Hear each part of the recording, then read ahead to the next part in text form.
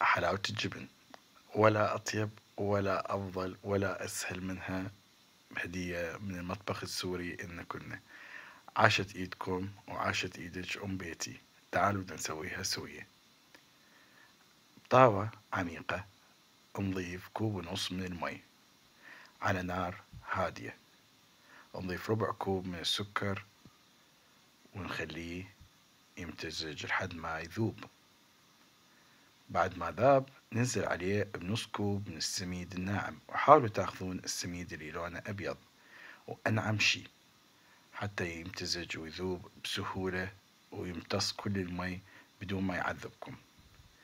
بعد ما وصلت العجينة إلى هذا القوام نبدي نضيف جبنة الموزاريلا أو القشقوان اللي يناسبكم. نضيف ربع كيلو أو كوبين من الجبنة بالتدريج. كل دفعة نمزجها زين إلى أن تختلط. طبعا بهالأثناء احنا نكون طفينا النار. راح نعتمد بالتذويب فقط على حرارة العجينة. نضيف لها ملعقة صغيرة من مي الورد أو ماء الزهر إلى أن توصل ويانا إلى هذا القوام. فهذا القوام معناها كل شيء مضبوط. هسه تعالوا نشكلها على ستريتش فيلم أو نايلون حراري. نمده على الميز وندهنه بشوية زبدة. ندير العجينة وهي دافية ونفرد بيها. نفردها بالإيد إلى أن توصل مقدار معين، بعدين نعدلها بالشوبك. بعدين نقطعها على شكل مستطيل أو مربع حسب اللي يناسبكم. نختار الطرف العريض منها.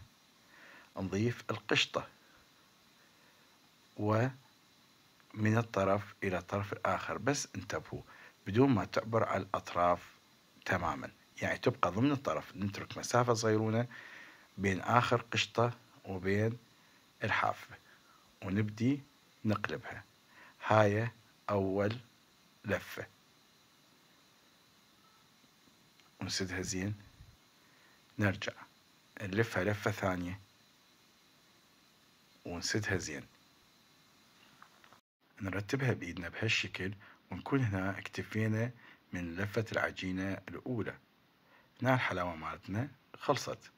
ناخذها نقص منها الأطراف الزايدة ونعوفها ملفوفة بنايلون حراري إلى أن تبرد وتتماسك ويانا. وبهالطريقة راح نكمل بقية العجينة. بس شوفوها شلون شكلها حلو.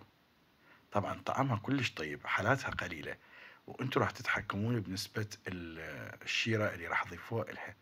وبالتالي ممكن تسووها فاهية قليلة سكر، ممكن تسووها حلوة شبعانة بالشيرة. الأمر يرجع لكم. وهاي هنا لفينا العجينة بنفس الشكل، لفة أولى لفة ثانية، وبعدين ندخلها إلى الثلاجة لمدة 3 ساعات تبرد. هاي هنا بعد ما بردت العجينة بالثلاجة أخذت وقتها الكافي حتى تجمد، يعني مو تجمد تصير مثل الثلج، وإنما تبرد والعجينة تنتهي من عندها الحرارة مالت الطبخ مالتها. هاي شوفوها قدامكم، أصابع العجينة تحفة.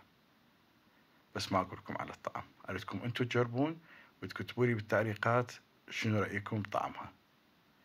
طبعا التقطيع يكون تقديري حسب اللي أنتم تريدون. ممكن تريدوها قطع صغيرة إذا مثلا كان عندكم عدد كبير، أو تريدوها قطعة كبيرة. وهاي قطعة كبيرة طبعا قطعتين مرات 3 الناس تكتفي، ما عدايا طبعا، أنا ما أقدر أكتفي منها من قد ما لذيذة. ناخذ القطعة نغطسها بالفستق المطحون ونصفطها مثل ما تشوفون. طبعا الفستق المطحون من جهة واحدة، ليش؟ لأنه هاي الجهة اللي راح نغمسها بالشيرة. ولا تديرون الشيرة عليها كلها، وإنما خلوا الشيرة وياها على مود أنتم تغطسون تتحكمون بكمية الشيرة والحالات اللي تريدوها. وهيجي صارت ويانا الحلاوة جاهزة. وهاي الشيرة موجود طريقة عملها بصندوق الوصف، وسبق أن سوينا لكم إياها وموجودة بالقناة. أتمنى تكون عجبتكم، وأتمنى إن شاء الله تجربوها، وألف صحة وهنا على قلوبكم. وأشوفكم في فيديو ثاني. يلا مع السلامة.